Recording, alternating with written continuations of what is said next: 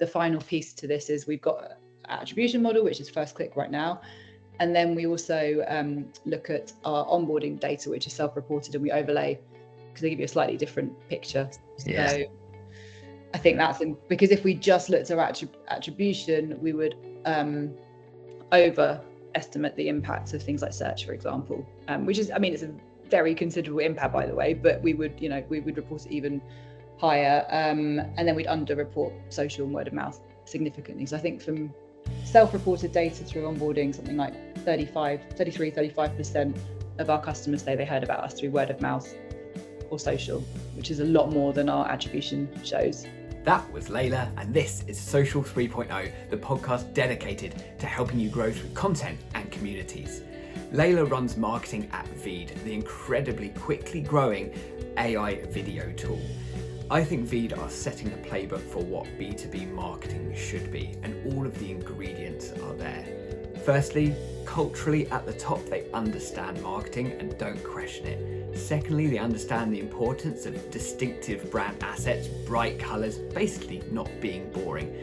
And they also understand that there is a degree of science to marketing, yes, but there's a lot of art and magic that comes with it too, and recognise not everything is directly attributable. And I think those ingredients come together to create something that's truly magical. I really hope you take a lot from this conversation. I certainly did. Hope you enjoy. Leila, thank you so much for taking a bit of time and joining me on the podcast. Massively appreciated. Firstly, how are you? I'm really good, thanks. How are you doing? Yeah, doing good. So let's get started with allowing people to get to know you a little bit more. So do you mind kind of giving us a bit of your background and your journey in B2B, if that's all right? Yeah, first of all, thank you very much for inviting me and having me. And if I kind of think back to my background and how I got into B2B marketing, it's quite a random path, so I won't go through it all. I studied architecture, didn't want to be an architect, took a couple of roles post-university to kind of bridge that gap, including, managing a retail store for a little bit and a stint at Foxtons selling houses, as you do. And then a very short stint in recruitment, which is how I ended up at PayPal. I basically recruited myself to go and be office manager at PayPal back in 2005. I could see it was an interesting company. I was obviously familiar with eBay, really liked the people that I'd been talking to there. And so that was kind of my foot into tech, which, ended up being a really, really great move, and kind of did that for about a year and a half and moved into a marketing role. So a CMO called Mark Hotton joined, really supported me in making a move over into the marketing team. And it was a B2B marketing team under a lady called Anita Liu, who now works at Spotify. And so they gave me my first into B2B marketing, lots of sliding doors, lots of chance things. And it just so happened I loved it. And from there, kind of did several years of marketing to large merchants mainly with PayPal, and then got a call from Facebook. Went over there in March 2011, also to a B2B kind of marketing role. I was one of their first, I think I was the first marketing person, not even just B2B marketing, in London. That's awesome. So, yes, a long time there. I think a little over 10 years in the end, and helped build the whole marketing function in EMEA, which was predominantly B2B. B2C came much, much later, which I know is unusual. And found a real love for it. I think it was, as I mentioned, lots of luck involved in kind of getting to this point, but realized I had a real passion for B2B marketing, was fortunate enough that I was doing it at these, big consumer facing brands as well. So I had the ability to kind of think more broadly about what B2B marketing actually meant. And then, after those sort of over 10 years at Meta, I moved over to Snap to lead their EMEA B2B marketing business. And planned to stay there for quite a long time. But after a year and a half, got a call from a headhunter about VEED, and my interest was piqued about this, very fast growth startup, doing interesting things in the video space with AI. And I joined VEED in January 2023, and sort of fast forward to today, and here I am. So a little bit of a snapshot into my path to B2B marketing. I love it. It's so fascinating. I don't think I've had anyone on this podcast whose career has been linear. It's always been like squiggly, never really intended to be in marketing, done this, done that, and ended up finding marketing by chance and then loving it. It's always fascinating how those marketing career paths evolve. And Yeah. what an exciting time to be joining Facebook in 2011. Like, must have been Yes. wild.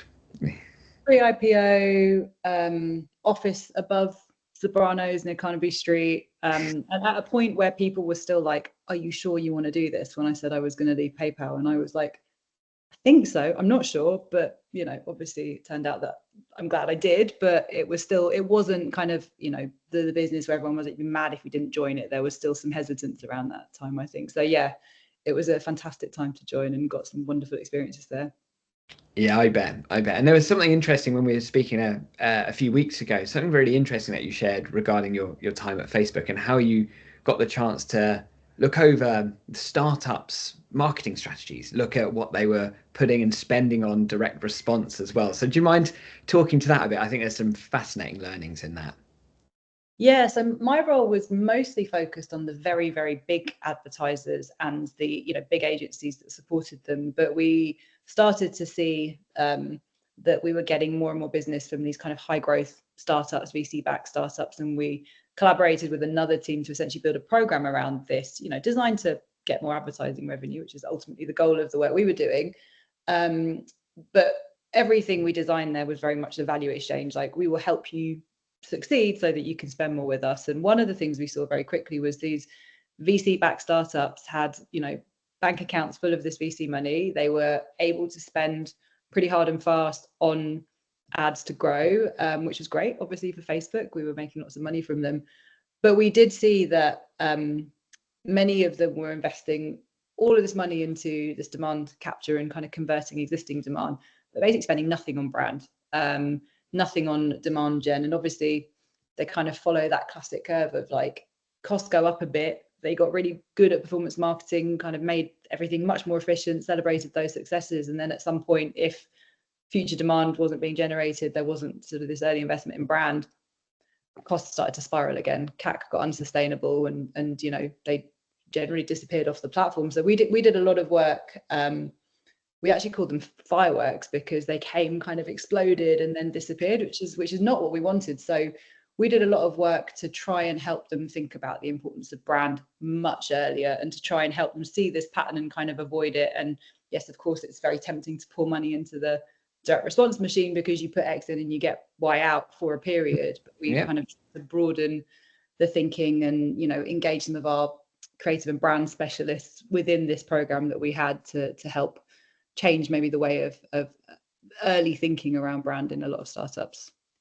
It's so interesting. I love the term firework. I think I might steal that when I'm describing this approach to B2B, because it's not just something that's in startups and inherent in startups. Yes, I think startups in general have become a little bit more conscious now, but I think we were guilty of that. I think I shared with you when we were a startup and just seeing that some early signs of success with direct response advertising and thinking that will scale in a linear way, which it never does. And do you think that was one of the points of seeing this and witnessing this that got you really into understanding the value of brand? Because when we spoke before, I think we both connected on like the importance of brand in B2B. So did you think that was where like your appreciation for brand started, or is it something else? I think it's probably three things, and that is one of them. So that was a sort of great case study, right? That I, with my own eyes, of how important brand is and how early it's something that businesses should think about.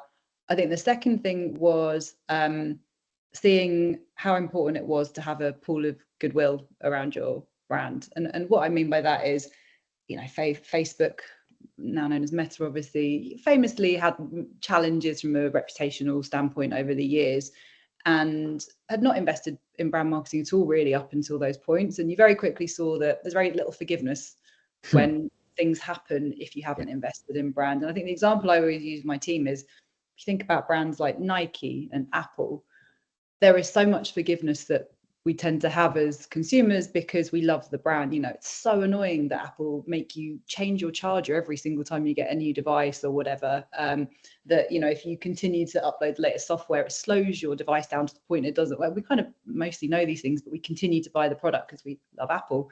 And the same with Nike. Quality wise, arguably there's not really a difference between Nike and another brand, but we buy into the brand and the vision. So that's something I was passionate about, that you need to invest in brand to build this pool of goodwill so that you've got more forgiveness and people will let you pass if you're a little bit rough around the edges, or if, you know, there's a slight stability issue and things like that. I think it can offset other things. And I think the final thing is just a real passion for design and beautiful things that maybe comes from sort of studying architecture and having had early ambitions to be some sort of you know, in the creative industries. So I think those three things together is why I really care a lot about brand. I love that. So how are you now bringing that passion for brand into what you're doing at VEED? Because obviously very different experience, very different context now, you know, VC backed startup, fast. I mean, you've been used to fast growth, but yeah, very different context. Yeah, I mean, I guess one of my core focuses is making sure we're not one of those firework brands that I've seen back in my, you know, 10 years ago or at Facebook. So I think there's a few ways. One is it's sort of built into the reasons I joined the company. Actually, you know, VEED is a tech brand. It's sort of in the AI space. It's you know, video editing software. And if I look at the competitive set of businesses around us, they're very focused on technology. They're very focused on AI and that sort of side of things. And I could see from, you know, the way VEED had been built and the channels that it was using, VEED just had a much more human touch. You know, the careers page still is a letter from our co-founder and CEO that's like on a ripped piece of paper with wonky handwriting, you know, sort of his thoughts on why, you know, it's not about the water bottles and things like that and what he thinks is important.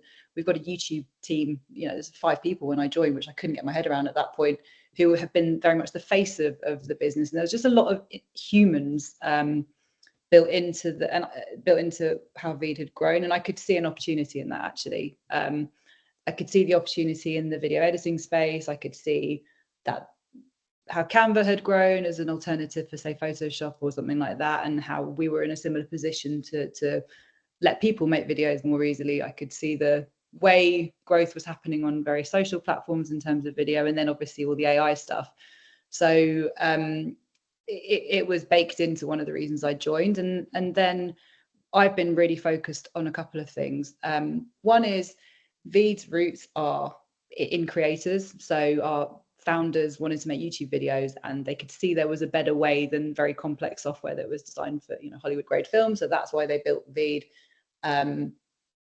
Increasingly over time, small businesses, entrepreneurs, and larger businesses have started to use VEED. So the products had to evolve to meet those different needs. And of course, the brand needed to stretch to allow us to sort of talk to these broadening audiences. So that's been one focus. How do you create a brand that can talk to an individual YouTube creator in their bedroom and an enterprise software business, you know, in the US? So that's kind of one thing we've been working on.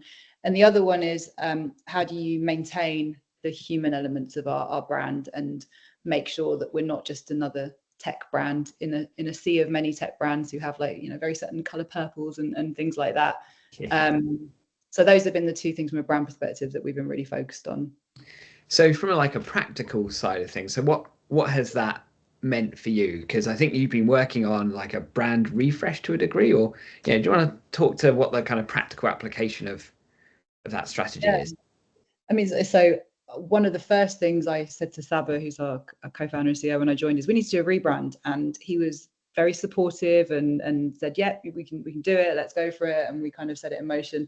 And then I read loads of articles that basically said it's one of the worst things you can do if you come into like a, you know, marketing leadership role at a startup, is to within your first couple of months decide to do a rebrand. But it's too late. I'd already sort of set these committed.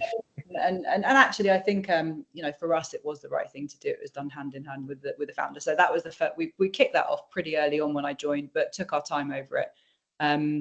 Our CEO is a designer by trade, so he cares a lot about the details, and we kind of bake that into how we figured out all the different elements of it. We did the majority of the work in-house, which I know is quite unusual. And it hasn't been like a big red button moment, like, da-da, here's our rebrand. We've sort of done a phased approach. We've got like over 30,000 landing pages. You know, we're not going to update every single one of them. So we sort of had a point where we just said, from now on, everything fits with the rebrand that we make, and then we will update a certain amount of things. So it's been a gradual, I'd say almost year-long process of rebranding. So that's been one of our biggest exercises. I can imagine. And as we're talking tactics as well, so you mentioned about increasing or continuing with the personality driven approach that VEED has had, particularly on YouTube. So are there any other thoughts about how you'd look to maintain that outside of YouTube, or is it just continuing with that cadence of content production? Yeah, I mean, if you look at all the channels that we're on, so we we've got a pretty decent social presence now outside of just YouTube. We have paid advertising, we do a lot of CRM work, we work with influencers and creator partners, and everything is sort of anchored in the creative principles that we've created around the rebrand. So you won't see us, leaning on really hard on the technology bit. We talk about the impact of what these tools can have for people. We only work with partners who actually like VEED and find value in it themselves. They can be really authentic in how they talk about it. So we try and bring it through everything we do. We've started to do in-person events as well, and even for how we show up at these, very corporate B2B events, we want to do it in a way that is true to sort of our brand, which is a little bit disruptive, humans at the center of it, very much anchored on sort of our people and the value that we bring to customers. So yeah, I think it's an across the board approach for us that we've implemented, and so far it's people seem to connect with it. I'm not surprised, to be honest with you. And it's like I said when I initially reached out to you in the first instance, because I've been a distant admirer of VEED's go-to-market strategy, and it's always that kind of human-centric, outcome-driven approach that certainly appeals to me, because when you're using a product, that's the way of engendering trust in a product. When you actually see you believe in the people that are using it because they're actually creators themselves, and a connection, a human connection, kind of transcends brand, really. So it's a bit that, yeah, I certainly thought VEED are very much like writing the modern B2B playbook. Well, the team have done a great job, and a lot of this predates me, but I think like some of the principles that we follow, just to sort of anchor it in concrete things, are things like show, don't tell. So, we're a video brand. It's not just that we always show videos, but we try and show the power of the products and the impact of the products, rather than describing in lots of words things. We also think about aspirational but not unattainable.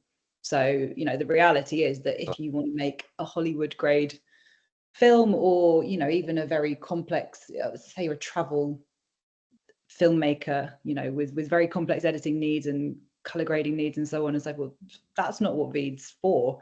So we don't want to show something that's so aspirational you can't actually do it, and it's not what the people who use our platform are most often people who have no editing experience or very little editing experience, and actually don't want to spend loads of time learning at all. So having these quite concrete principles in terms of how we create artwork, the language that we use around our products and everything else is really helpful for the team, and kind of going, it's this, not that, when we're making decisions on how to write web pages or blogs or create assets for social.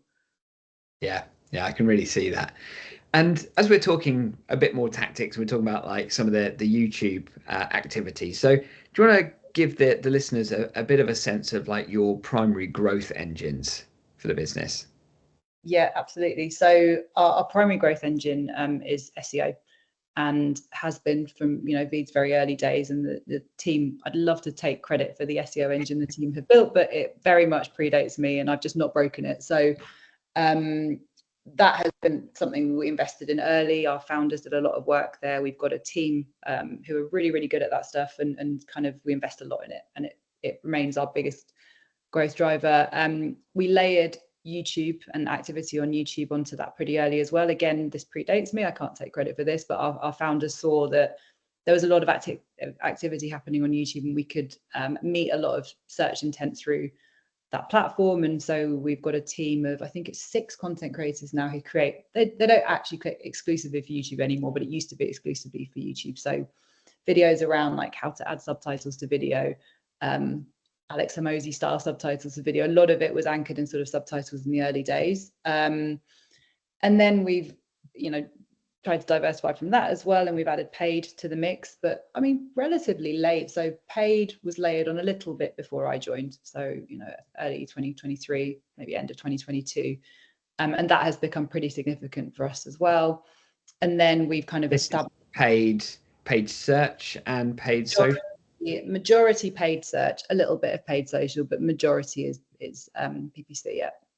Interesting. So how do you think the split has now shifted now? Because obviously predominantly organic, early days, all organic, a lot of investment in brand, which is great, solid foundations. Now you're starting to layer on paid on top of it. How do you think that kind of organic to paid mix has changed from like a percentage perspective?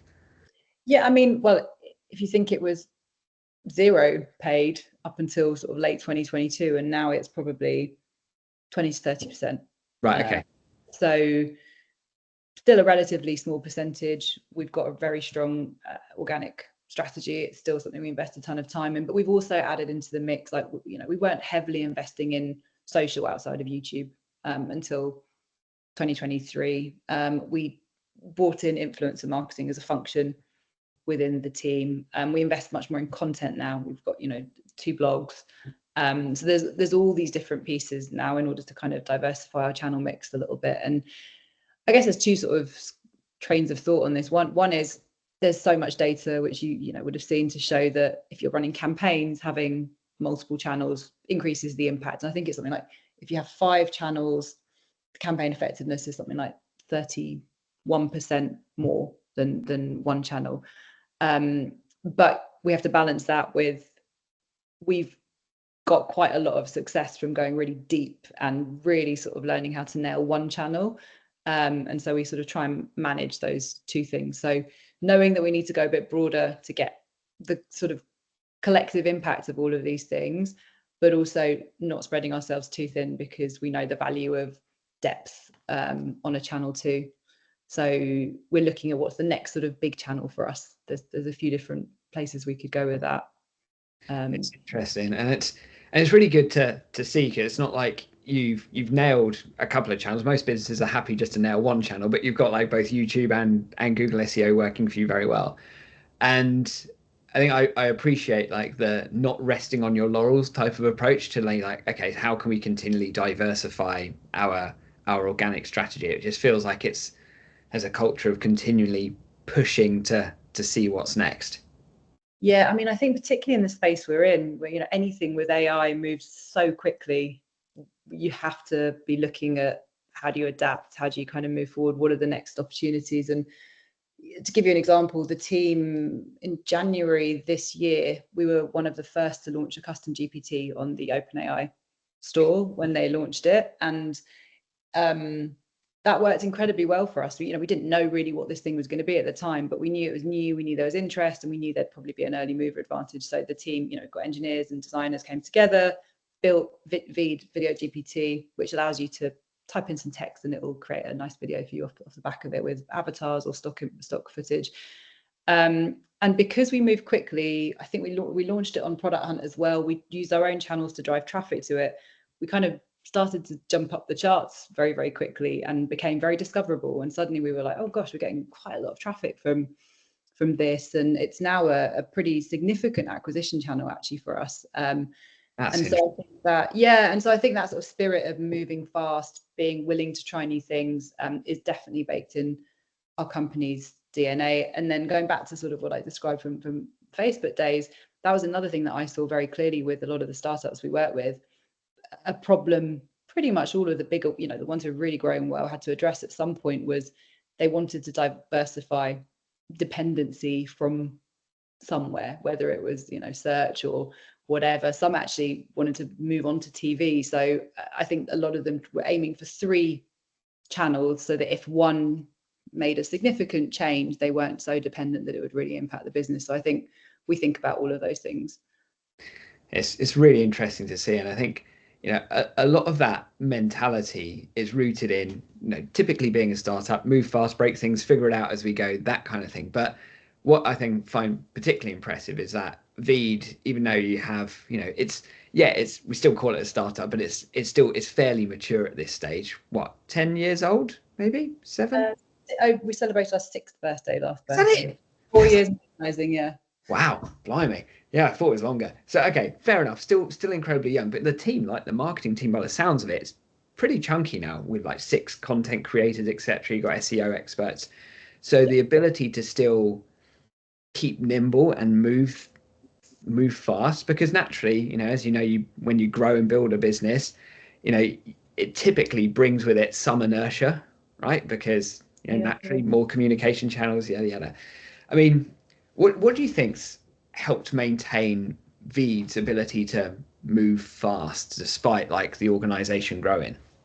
Yeah, it's a great question, because I think one of the things that I sort of thought when I came in was, oh, sometimes we're moving too fast on things, and sometimes, you know, how do we figure out when quality is more important than speed and all those sorts of things. And so to answer your question, what do I think drives it? I think it's culture.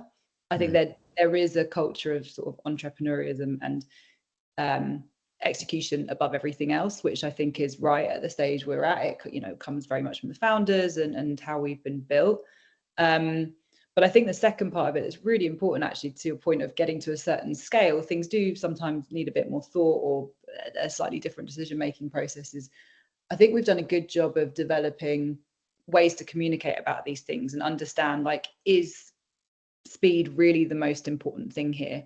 Or where does speed and quality sit in relation to each other? And to stick with the GPT example I gave you, that was one where speed we did think was important, because we could see other people were going to jump on this at some point. We wanted to be the first AI video tool on there. And absolutely that played out. So if we'd spent ages, you know, crafting this perfect GPT rather than shipping it and then sort of making iterations, that would have been the wrong choice. But other times we're able to have conversations and kind of say, actually, we don't think speed is the most important thing here. It's best the shipping the best quality product here, or taking a little bit longer on something. So I think it's culture and having common shared sort of currency in how you discuss these things and make decisions. Yeah, super valuable. Really, really like that. So let's talk a little bit around some metrics as well. So I think it's what I typically was really drawn to, like when we spoke before about your approach. Typically, when you see businesses, they'll build paid channels and then go, okay, fine, we need to build like a community or build some organic baseline activity after the fact. But it's completely on its head with VEED, and the right way of approaching it, as in you get your foundations in place, strong SEO, strong YouTube, and then build on that, and then start layering in paid. So that's all wonderful, builds great brand affinity, all of this good stuff. Like I said, it just feels, sorry if it feels like I'm extolling the virtues of VEED right now, but it's like, yeah, it's good. As I said, I can't take credit for a lot of those things. They predate me, so I inherited good foundations for sure. Yeah. So, but of course, with your appreciation of brand, so how do we measure success of this? Things are changing, and I would like to get into the other piece of it as well, which is like the 80% your revenue's marketing source. I think you shared before, and that's kind of shifting as you're moving to enterprise as well. So things are shifting and changing. It's an interesting time for VEED. So love to understand a little bit more around how the metrics that underpin brand success, how you know something is still driving results or starting to drive results even when it's organic activity. Yeah, I mean, I guess the most important metric for us right now is direct traffic. So that has a big impact on the business. We get, you know, better LTV, lower churn for people who come through the direct channel. So we're very focused on making sure that we keep growing that. We also look at sort of what we call brand all up, which is direct plus landing pages that we categorize as brand. So the homepage would be one example. There's a customer testimonial wall of love page that's another pricing page, and there's a bunch of others. So we kind of look at all of those and the growth of those combined, because we see that has an impact on revenue ultimately, which is, you know, the most important metric for us. We also look at search volumes. We've started to look at share of search against competitors as well, because, you know, the absolute growth is great, but how are we changing and shifting in relation to key competitors in specific markets as well is really interesting, and sometimes paints quite a different picture. We look at NPS, we measure NPS, and that's another one that's quite important for us. And then the things that we are figuring out how to measure, but we do look at, and I think it's part art, part science, are share of voice and sort of sentiment on social, and mentions in sort of key media, what we've got on our target media list, or places that we think are influential. So we know all of those things impact brand. We don't have a brand tracker yet or anything like that. That will come in time. But we look at these sort of proxies that can indicate ultimately growth in direct traffic, and that's the thing that we know is directly correlated to revenue for us. And I think if you want to click one more click up from all of that, we look at overall reach and eyeballs on the things that we put out there, like how many people are actually seeing everything, whether it's YouTube videos or social posts or whatever. I think we've got work to do still to get sort of, we're looking at attribution models and different things like that, which I think lots of people, you need to obviously evolve over time. And the final piece to this is we've got an attribution model, which is first click right now. And then we also look at our onboarding data, which is self-reported, and we overlay because they give you a slightly different picture. Yeah. So I think that's because if we just looked at attribution, we would overestimate the impact of things like search, for example, which is, it's a very considerable impact, by the way, but we would report it even higher. And then we'd underreport social and word of mouth significantly. So I think from self-reported data through onboarding, something like 35% of our customers say they heard about us through word of mouth or social, which is a lot more than our attribution shows. Yeah, it's such an important point, and I think quite a few B2B, more kind of advanced B2B marketers recognize the fact that attribution models are not always 100%, right? You try your best to put something in place, but self-reported, super important. I was a bit mean in my startup is that I held back commission from salespeople until I got correct understanding of where those customers were sourced from, because it was quite a heavy sales-led motion. So, because typically, self-reported, even self-reported, it's not perfect, right? People just click whatever. Yeah. So when a salesperson actually has the ability to interact, especially with higher value customers, when you say, "Oh, how did you hear about us?" They'll say, "Oh, through your blog." But what led you to the blog? And then it's usually in that kind of double click in, you're like, right, there's the gold. That's actually, you heard it through that influencer or that media placement or whatever. So yeah, it's a constantly evolving thing. But it's really interesting. So by the sounds of it, you don't have any tools to track this. It's kind of more manually put together on spreadsheets or. Yeah, I would say pretty manual right now. And the other thing I would say is, I think you were sort of hinting towards this a couple of minutes ago, that you can get over obsessed with trying to measure the life out of everything, right? And there are some things that I believe are just conventional sort of wisdom. There's enough data to support that they hold true. Investment in brand over time and the impact it can have on business is widely reported by many, many different studies. And so there is, I think, a bit of a leap of faith involved as well. And I'm really lucky that we have a founder and someone who's responsible for finance who recognize these things. Not to say we just pour money into things and say, oh, well, let's hope for the best. We do, look at all of our metrics, but we're not trying to get to absolute precision and channel attribution, because the other thing is, especially for, as we go more at market with enterprise sales, it's not one touch point, right? It's probably 7. And so do you need to know every single one of those 7, or do you need to know that you landed the deal ultimately and this channel had a good impact on it, sort of thing? So I think it's just getting the right balance between art, science, some well-supported and scientifically backed assumptions, and still keeping an eye on the data. That is generally the approach that we try and take. Yeah, I love it. And it's, again, that's rooted in culture of like, there's a shared understanding and a language to say, like, we're not going to question this because we know brand is important. Like, yes, we'll have a look at some of the mechanics under the hood, things that are driving it, media placement, share of voice, share of search, whatever it might be. Yeah. But ultimately, like, the activity is not in question, like the top level, ambition. I think that's that's a really important place to get to, where unfortunately not every marketer is blessed with that capability of, because leadership question, the tactical, efficacy of everything, and ROIs has to be proven on everything, of which that's a tough place to be, because as you said it, you can't do it. No, I totally agree. And I maybe a funny anecdote, when I first started, I thought that was going to be a fight that I had to have. I kind of came, I read about how startups operate, and I worked with startups, and I talked to a bunch of friends at startups with working in marketing, and so I kind of came gloves on, ready to have an argument with everybody, and I think I put together like a 20-slide presentation, probably even a little bit longer, on like the data that supports this, why it's important, why you have to think about demand gen, not just demand capture, why as you move, all this stuff. And I think I maybe used like 2 slides of it just to sort of support the general principle early on, and that was sort of it. So now if anyone needs a deck and some good resources on how to communicate the value of brand in a very data oriented way with founders or other stakeholders, I'm happy to share links.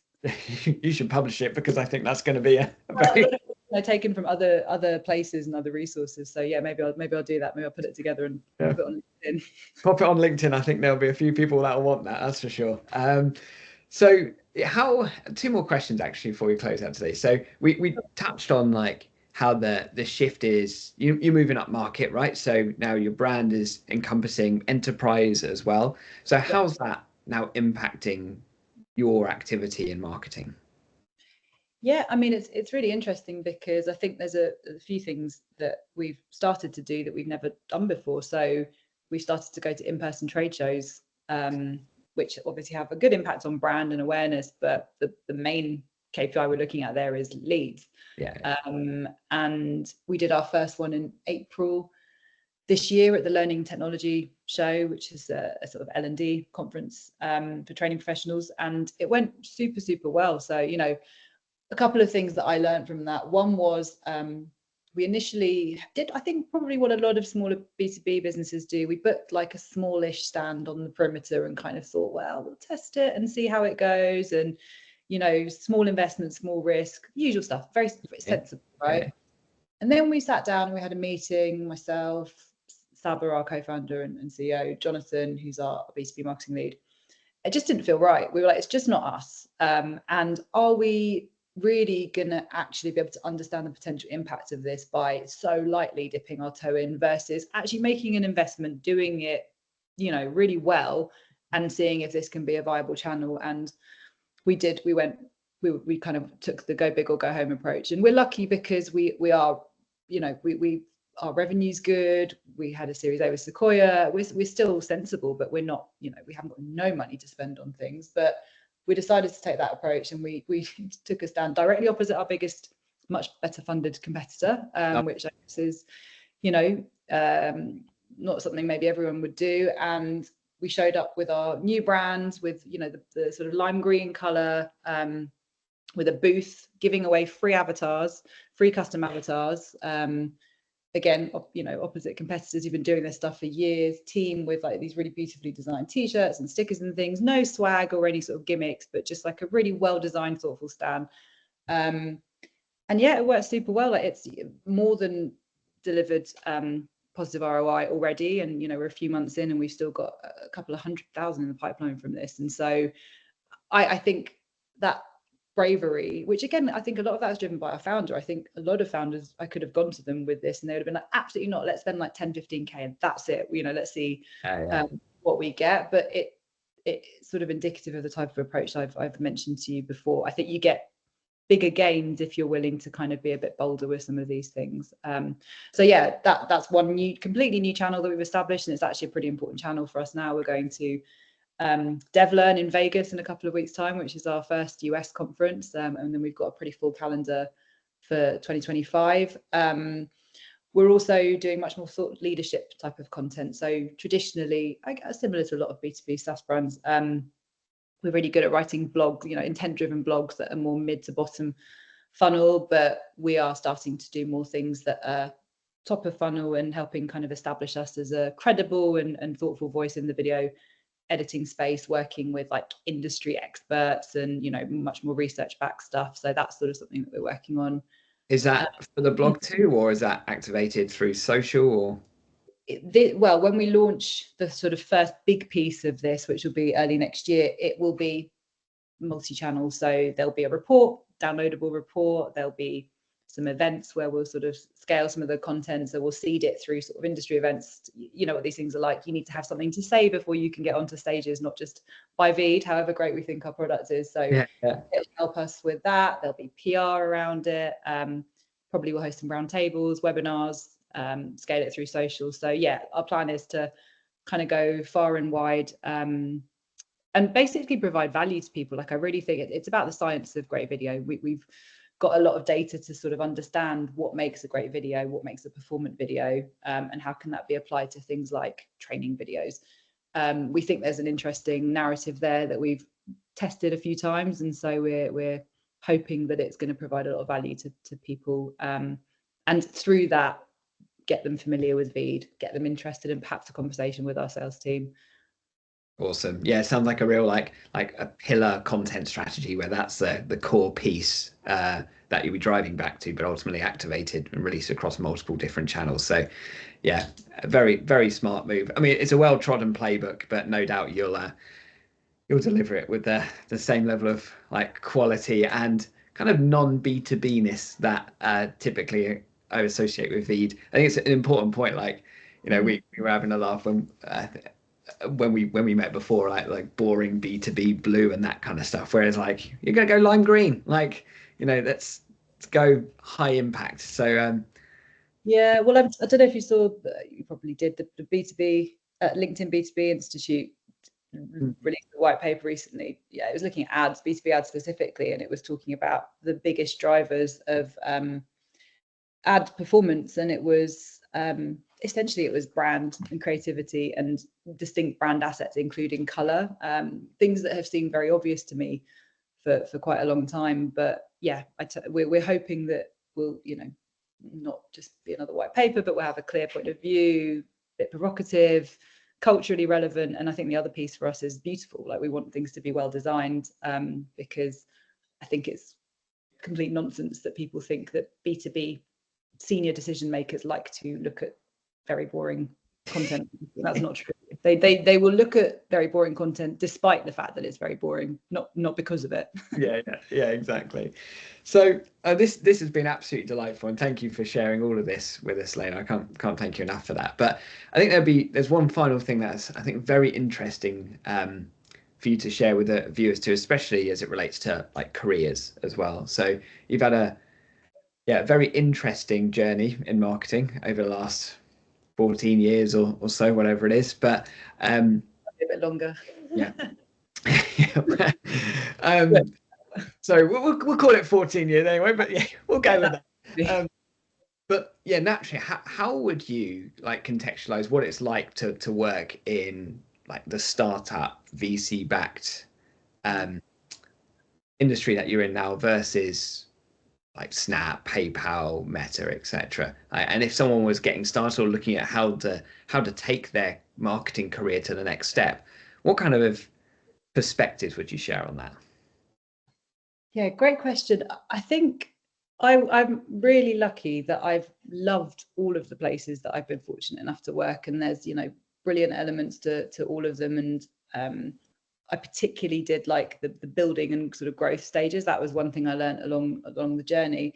I think the biggest difference is speed of impact and size of impact, right? So, you know, I was running at Snap the EMEA marketing team, B2B. So it's like a contained portion of the business that supports the ads business.